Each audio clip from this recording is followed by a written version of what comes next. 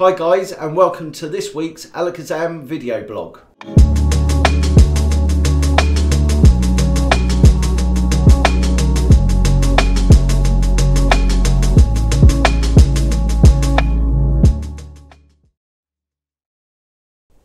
Hello. What was you were straight in there. He didn't want to introduce the vlog, but he was straight in there. How is everyone? How is everyone? Yes, I guess that is the question. Are you alright? Yeah, I'm good. You good? I'm good. I'm excited because we've got a lot on the table.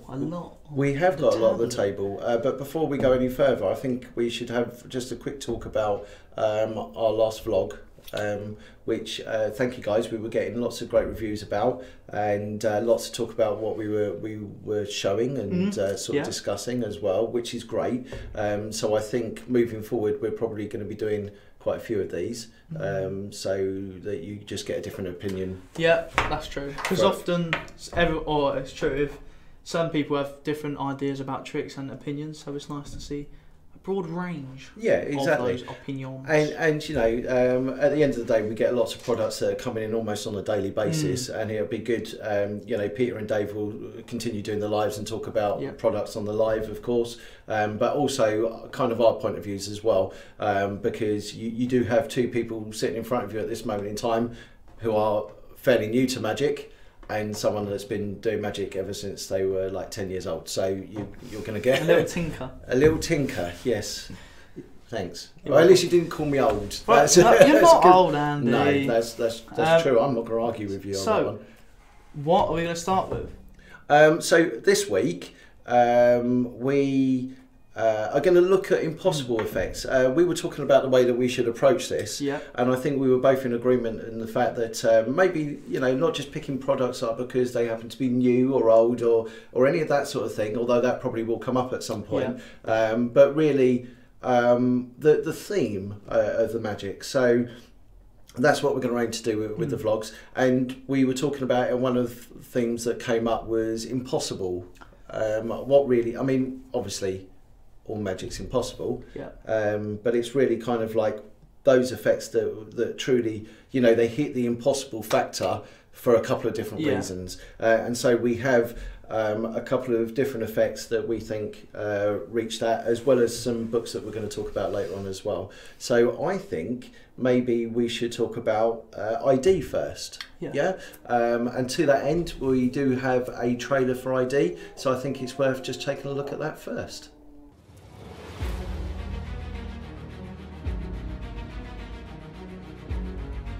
We're going to try an experiment with full transference. Okay. Inside my pocket I have a wallet. Inside my wallet I have an envelope. In this envelope I have one playing card.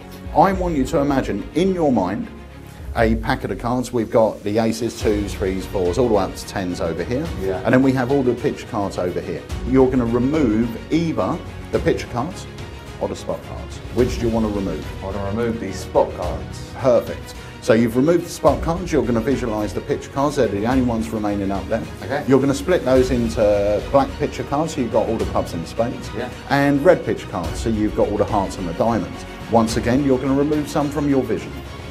Clubs and spades. Okay, so that's leaving you just the hearts and the diamonds. You're going to remove either the hearts or the diamonds. Okay. Which ones are you going to remove? Diamonds. The diamonds, which leaves you the hearts. So you've now got the jack, the queen, and the king. Now you're going to remove two, leaving just one card in your vision. I can see the king. You can see the king, so you've removed the jack and the queen. Jack and the queen. And remember, I said in my wallet I had one envelope, which I do. And inside this envelope, you said the king of hearts. The king of hearts. Inside my envelope there is one card and one card only, and that is the king of hearts.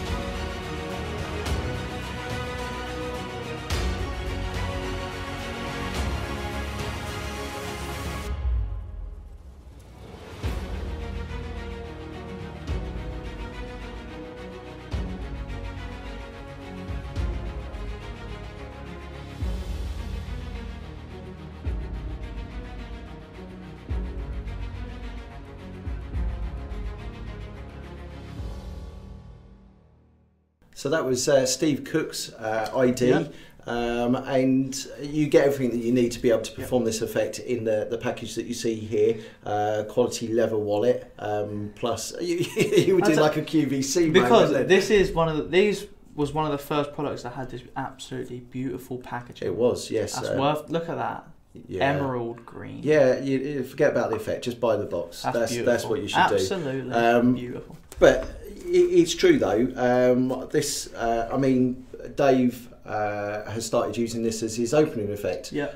He's quite honest when he says that he kind of dismissed it a little bit to start off with, but then he started performing it, started demoing it in the shop, and it absolutely kills as an opening effect. Well, that is impossible. Yeah, exactly. And I guess if we're talking about impossible, we should clarify that impossible comes in lots of different forms. Yeah. You know, like I said at the beginning, impossible.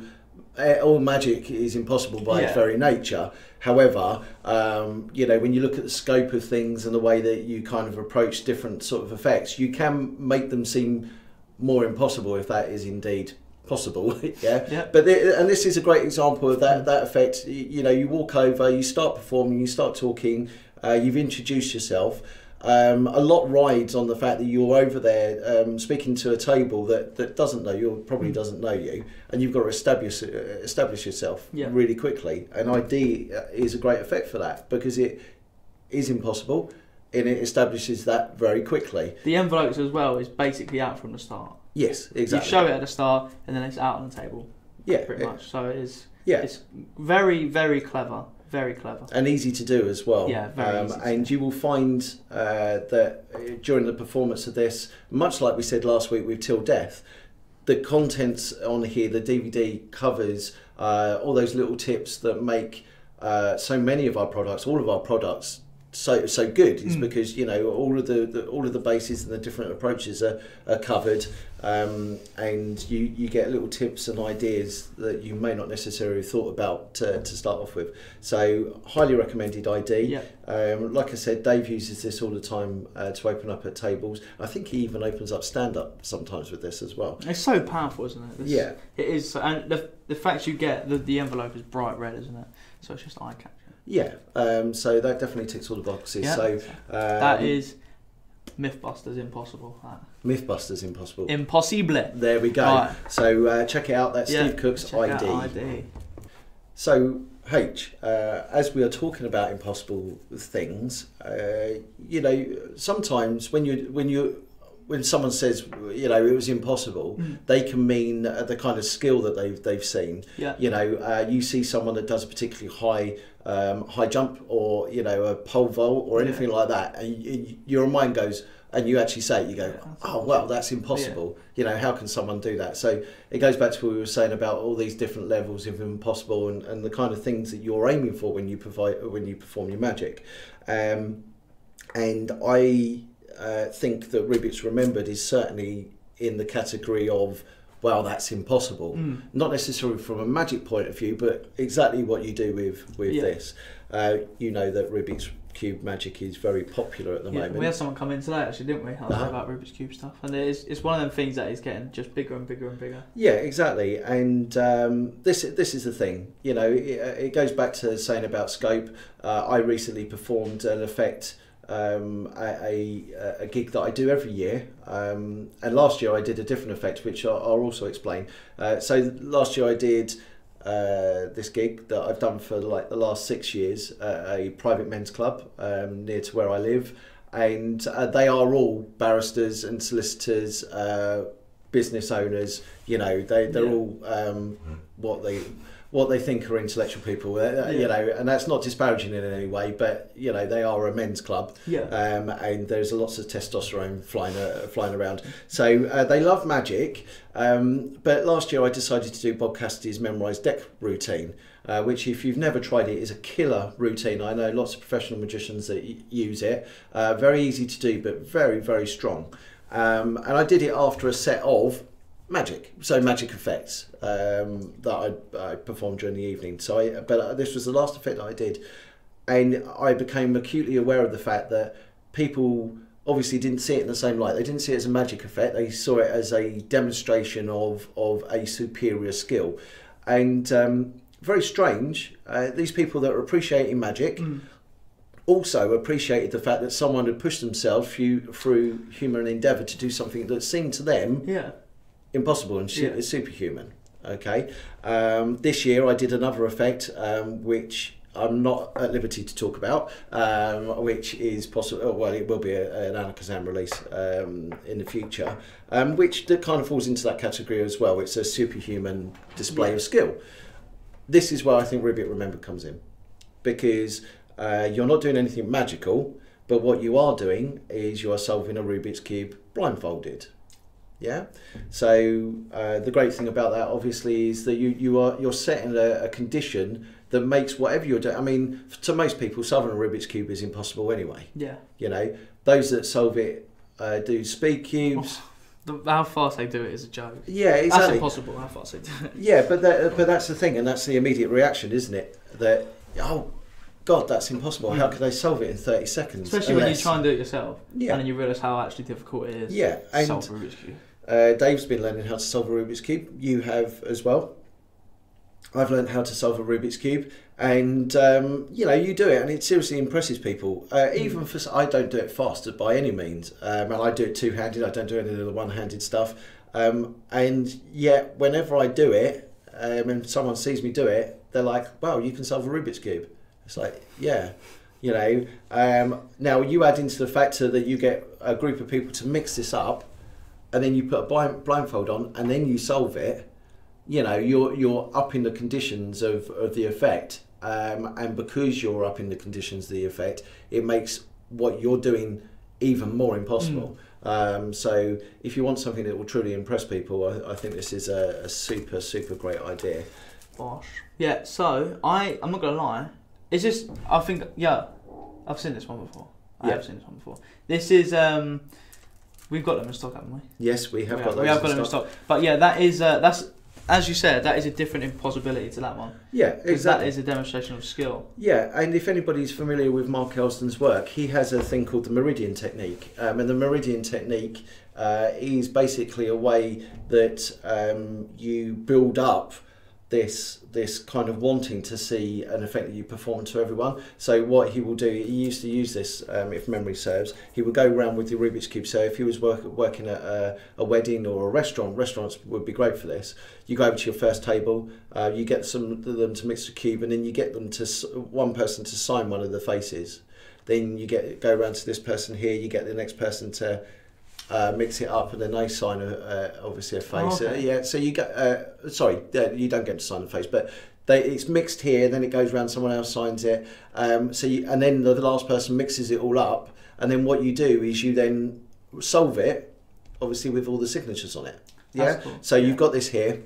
Sorry, I should just clarify without it making confusing. So this one here, signed, pass it to the next table, signed, pass it to the next table. So each one is on a cube that is already solved. Then it gets mixed, and then you put it back together. So now you've got something that is a bit more personal to them. Yeah. Just to be clear, I was getting myself a little bit confused there, but you get the idea. You know, now you have something that is it's more personable. If you don't mind spending the money on Rubik's cubes, or you can get them in bulk at a good rate.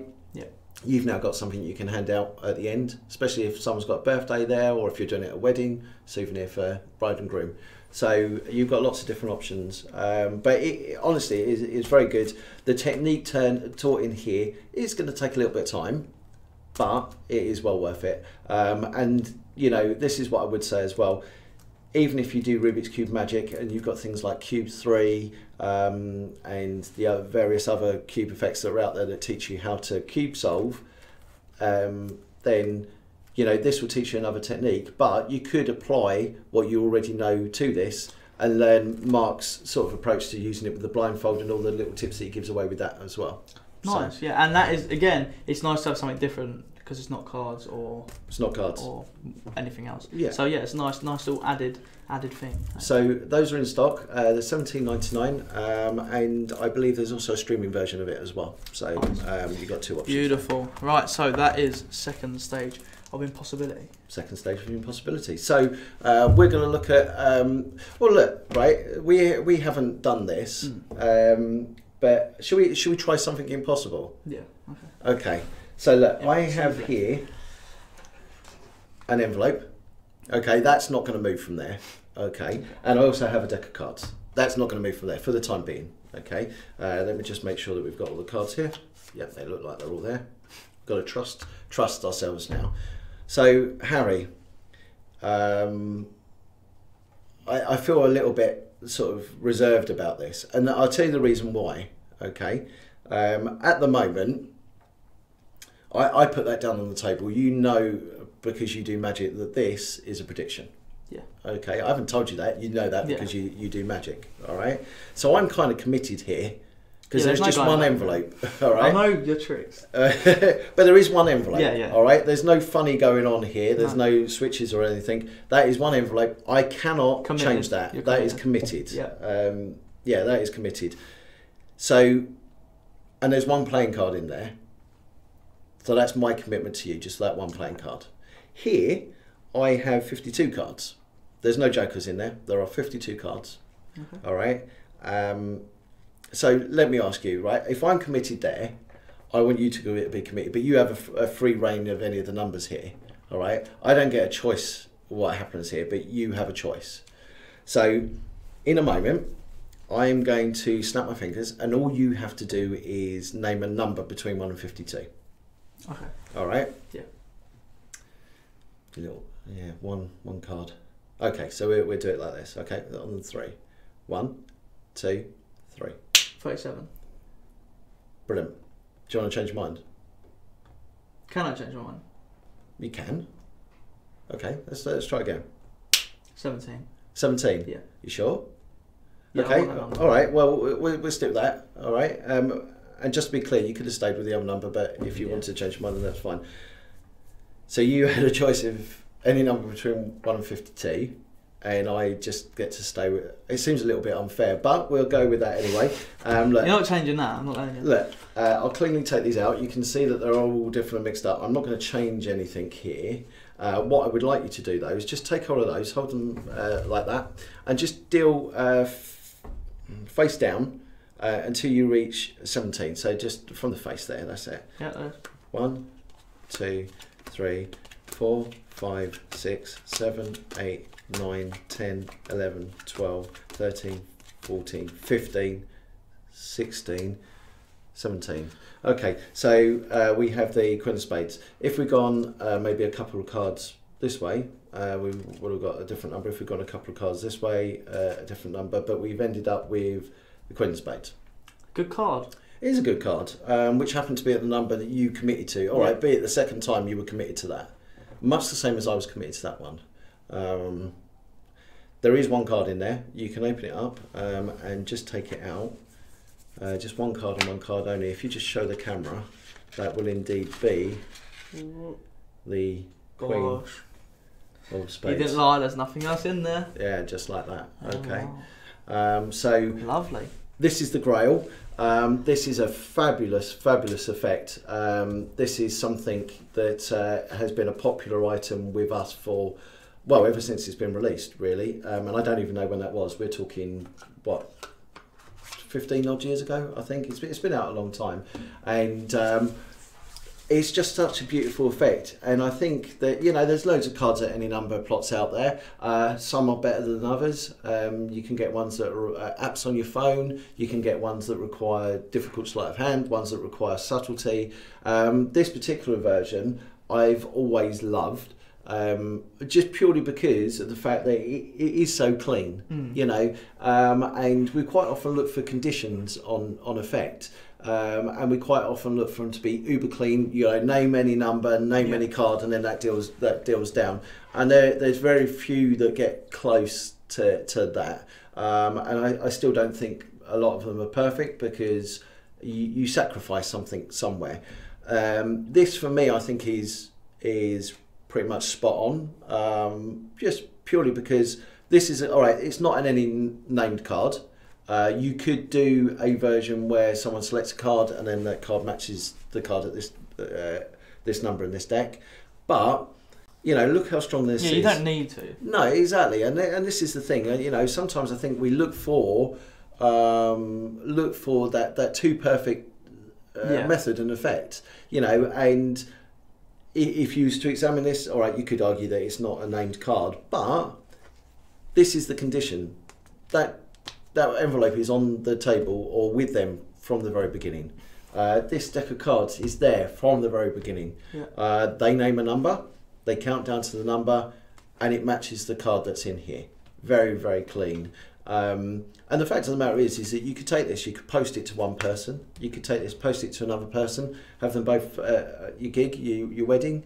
You've got the deck of cards, you've got the envelope, don't undo that, name any number, they count down to it, it matches the card that's in the envelope.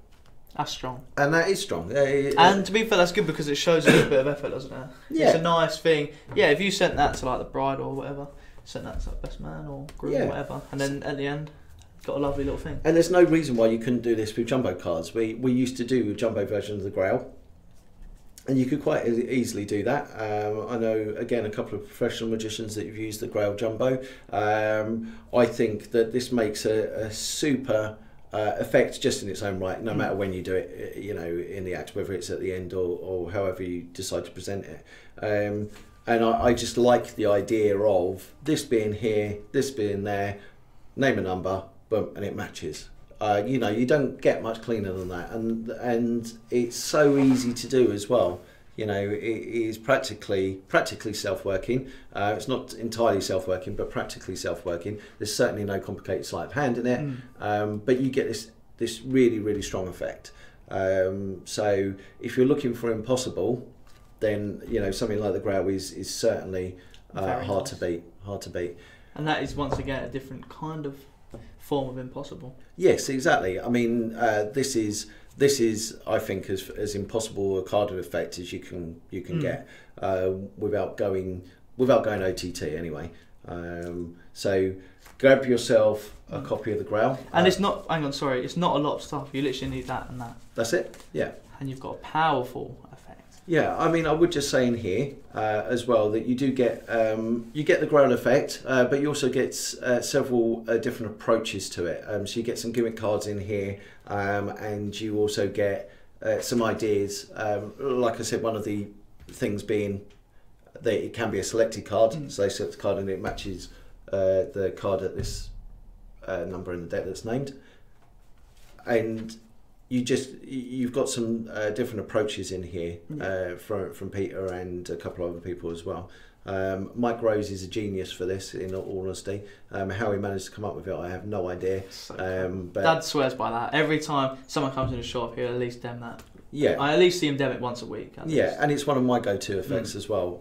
And I know every time I dem it, it's going to sell as well. But like I said, if you're looking for an impossible effect, then this is certainly worth checking out. And that is Mike Rose's The Grail. So, Harry. Oh, Harry. I've said this loads of times on like book corners and any time that I've been on camera and been interviewed or talked to or whatever, that I've been doing magic a long time. Yeah, I started doing magic when I was 10 years old, and I have loved it ever since, as I'm sure that anybody who knows me would testify.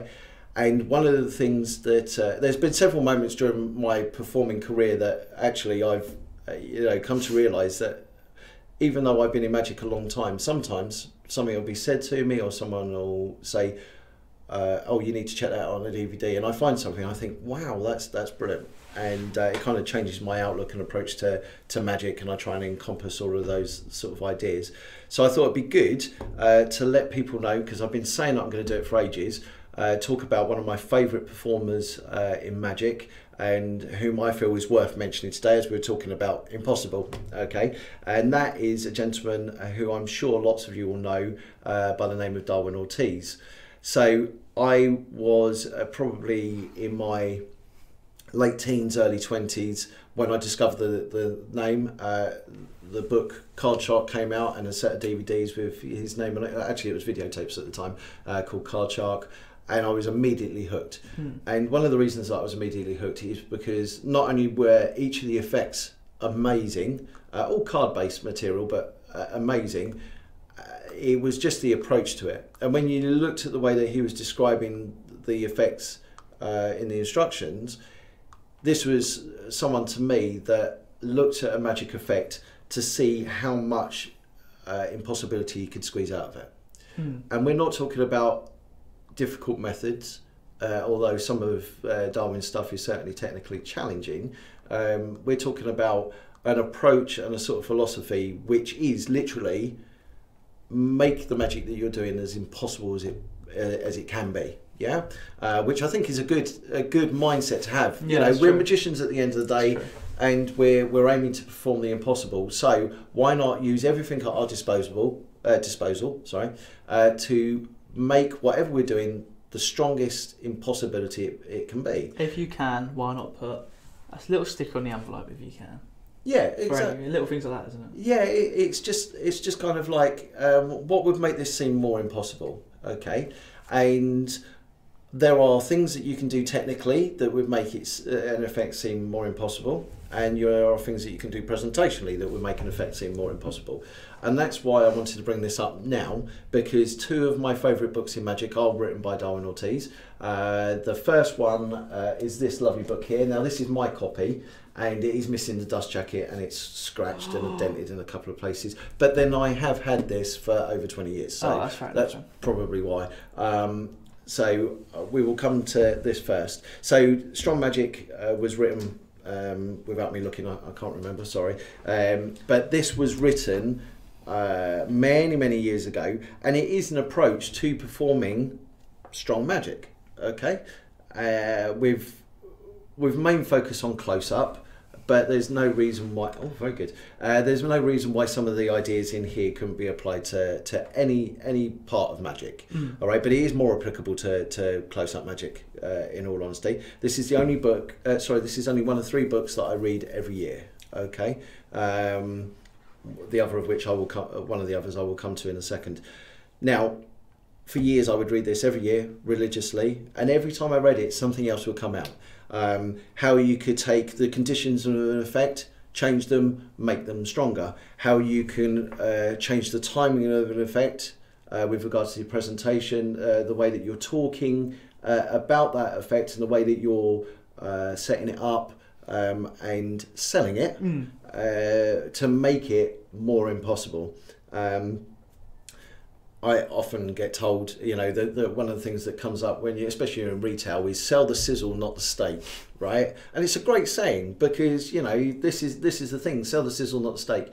And with magic, you have obviously the technical element, but you also have the presentation element. And the thing is that if people buy into the presentation and they buy into the impossibility of that, then you're already on your way to making all of what you do stronger. Yeah. A few years back, I can't even remember how many it was now, possibly 7 years ago, I had the chance to meet Darwin Ortiz at the session convention, and I was like a little schoolgirl.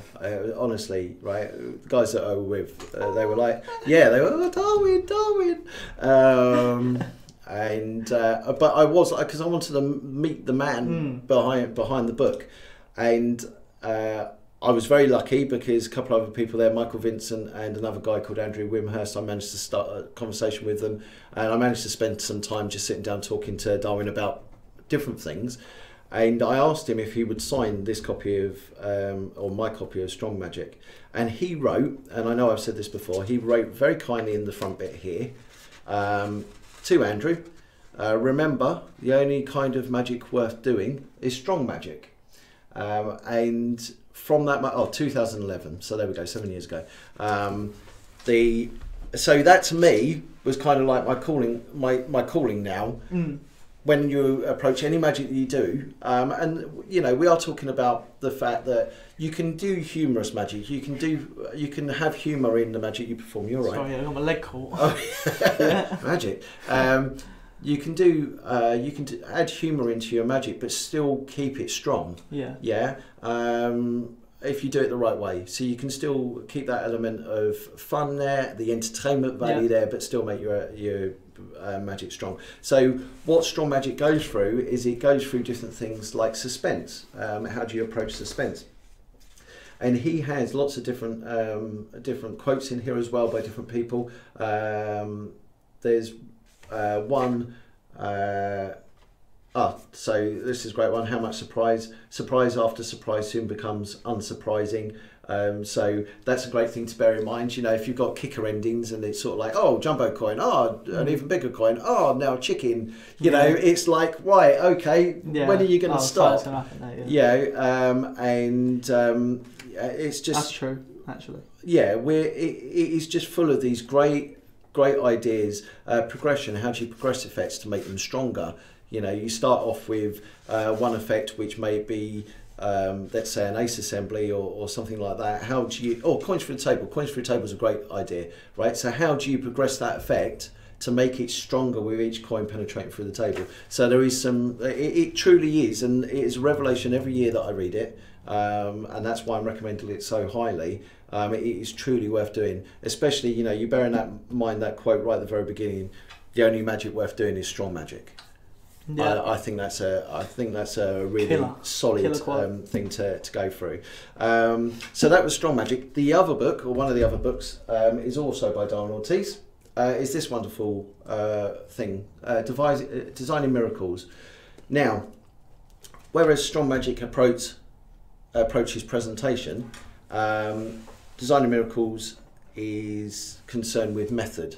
Okay, so what we are looking at here is theatrical techniques for making your magic stronger. What we are looking at here are physical techniques to make your magic stronger, and some psychological techniques. So things about the timing on when you do a particular sleight, the sort of like what Ascanio called intransit actions, those sort of things.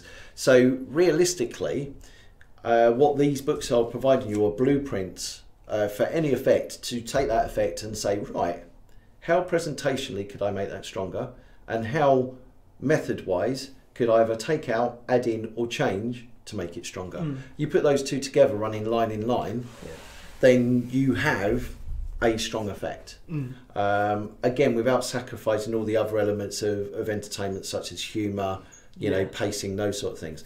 So they really are super books. They really are, and I'm not just saying that because I'm a big Darwin Ortiz fan, because, you know, these are written from someone that's taken the experiences of not only him but other people and kind of distilled them and said, okay, so how do we make that stronger without losing this in a presentation? How do we take the moment when we're doing card under box and make that stronger so that we don't get caught loading the card underneath? Yeah. They truly are extremely good books. So that is my kind of recommendation, talking about Impossible Magic. So do you read that once a year? Once a year. So I read this once a year, this once a year, the Books of Wonder once a year.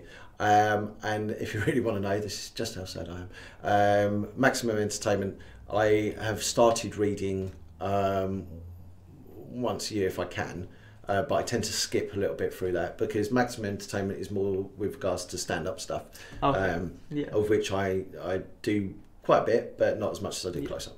So I'm not the best reader, so it'd probably take me about 3 years to get through one of these books. I will tell you one small thing, not with this book, but Designing Miracles is available in audio form. I'll find that easy. Yeah, read by Darwin Ortiz as well. But honestly, you know, I make book recommendations quite often, but these ones I don't make in any light. They are books that I would heartily recommend every person that's serious about magic having on their shelves. Yeah, because they are truly wonderful. Nice. Yeah. As far as I'm aware, they're both still in stock. Strong Magic was getting quite low, but Designing Miracles I think was still available. And remember, audiobook. So if you can't get hold of the book, then you can get hold of it in audio form. And so obviously your one won't look like this because you've lost? No, this comes with a nice white dust jacket, nice. With lots of quotes on the back by David Williamson and Van Tameritz and people like that. So nice. Yeah. Very nice. So check them out. Right, so that was the book section on the vlogage. But quickly, before we move on, we're just going to mention about the competition. So last week's question was... Stone walls not a prison make, nor iron bars a cage, was what I said, which apparently is a quote from Edward Lovelace, I believe, as I'm told, and I was corrected because I actually. Houdini actually wrote it like the Lovelace one, and I've paraphrased it, but that was the quote. And Houdini was the answer. Yeah. So we got some good submissions. The winner was Phil Evans. Yes, Phil Evans. Yeah. So Phil, if you just send the usual, so send an email to sales@Alakazam, and we'll get your prize sent out to you. Brilliant. Do we have? As soon as we're on the competition section, do we have one for next week? We have one for this week. Yeah, we got one for this week. We do have one for this week. So the one for this week, some of you may or may not be aware, but the World Scrabble Championships are currently running. So we thought that it would be quite neat for it to be a Scrabble related question. So the question is, using the letters that are in Alakazam Magic Limited, what is the longest word that you can form? No smart ass question, no smart ass answers with I can form Alakazam Magic Limited, because that won't count. All right, so you've got to use the letters to form a new word from Alakazam Magic Limited. And usual thing, you send them in to sales@alakazam.co.uk email address. We'll have a look through, and then we'll choose a winner and announce it on the next vlog. And that is not which will have the highest points. It's the longest word. The longest word, yeah. Longest number of letters in your word. I did think about the points thing, but then I thought, nah, we'll just do the longest word. Nah. Yeah. So that is the competition for this week. Where do they submit their... you just send them into sales@alakazam.co.uk. That's our email address. So I will pick those up, and then we'll go through and we'll just choose a winner. Beautiful. And then announce it in the next vlog. Yeah. Beautiful. So Harry, I've performed an effect. I performed the Wonderful Grail, and I know that this effect that you've been performing for quite a while. This is one of the first effects that you started performing. Yeah, it was actually. Yeah, publicly, and that is Omen. Ooh. This was I saw it when it was in its kind of baby stages a little bit, but not one I picked up straight away. I'm not gonna lie. This was when before I was actually getting into Magic. And then Blackpool come around, and I obviously had to learn the trick. So Omen was the one that tickled my fancy, and I've been performing it for ages. I love it. It's one of them tricks now where if someone asks me what one of my favourite tricks is, it's always Omen. It's killer, and it's got different once again impossibilities, but different kind of styles. So you've got you'll see in the performance, but yeah, it's nice. I like it. A lot of different layers. And yeah, I must have performed it at Blackpool about 200 times ish. Yeah. So now it's something that I'm comfortable with, and I'd be happy to. And this is I remember you coming back from Blackpool and you look knackered, which is it's not unusual coming back from Blackpool, to be fair, especially for someone that's on a dealer stand. But you came back and you were knackered, and I said, "What have you been performing?" And you said, "Omen." Yeah. I've done Omen so many times. That was literally and do you know, this is the important thing. One of the things that you didn't do is you didn't go, I performed Omen, oh my God, I don't want to do... Do you get what I mean? You weren't put off performing the effect, because I think you found straight away that you're performing it, you performed it hundreds of times, but it never lost its impact. Yeah, no. Which is great for an effect, really, because you've not only got an impossible factor, but you've also got something that you're performing and enjoying performing as well. Yeah, it was one of the things, because I kept performing it every single time. My pattern would slightly tweak, probably the same as everything, but it was just one of them tricks where in the end I was actually calling people over because I wanted to show the trick, because I like performing it so much, and it is, the reactions you got are really good. So it's one of them things where you kind of, if you're a lover of reactions, which I guess most people are, this is a great one to have, because you do get consistent reactions every time. Yeah, that's good. So, you up for a performance of it? I am. Brilliant. Okay, so this is a performance of Omen by H. Andy. Yes. Do you know the difference between mind reading and magic? No. No. Well, I personally prefer mind reading. Okay. But lately I've been realising the power of magic. So I've tried to come up with a little thing. So this hopefully will demonstrate both. Okay. Alright. So Andy, if I was a mind reader, I'd get you to think of any card. Okay. So if I was to ask you which card would pop in your mind? 5 of clubs. 5 of clubs. Do you want to change your mind? No. Now, did I say anything to you before to pick the 5 of clubs? No. I didn't. No. Okay. So remember the 5 of clubs, we'll come back to that after. Okay. The magic side, however, as some of you may guess, would use a pack of cards and a prediction. Okay. Right, so I'll leave that over there. We will go through. You can see they are different. We don't need that. But we're going to try something. And in a second, I want you to pick a card. Okay. All right, but I don't want you to just reach in and just take one out. I just want you to cut to a card, look at it, and then slap it back down again. Okay. You got to slap it down, otherwise it's not going to work. Okay. All right? And remember that. Yeah. Okay. So now you're thinking of 2 cards. The first one being the 5 of clubs. Yeah, and I'm going to try and find the second one. Okay. All right. Andy, first of all, it's about the colour. Okay, it's a 50-50 chance, so it's not really that impressive. But straight away, I'm getting a red card. Am I right? Yeah. Yeah. Okay. Next time, don't let me know if I'm right, just in case I go off track. But I'm getting a. Okay. I'm getting a heart. Yeah. All right. On the count of 3, say your card out loud. 1, 2. 3 of hearts. 3 of hearts. It's the one I've got down there. Yeah, very not good. too bad. Not too bad. But Andy, at the start, before I even told you the instructions, I laid this envelope down. Yeah. I haven't gone near it. I haven't tampered with it. Andy, in here is only 1 card, and it is actually Very good. perfect Monday match. Yeah. But Andy, at the start, I didn't even get you to pick a card. No. There was no physical record of your card. You literally just plucked one out of the air. Mm-hmm. You could have changed your mind. Could've But done. you did not. No. And I knew you wouldn't, Andy, because on the back of these cards I wrote 5 of clubs. Lovely. And that is permanent marker, so that is not coming off. That is permanent marker as well. Bosh. Just so you see, 5 of.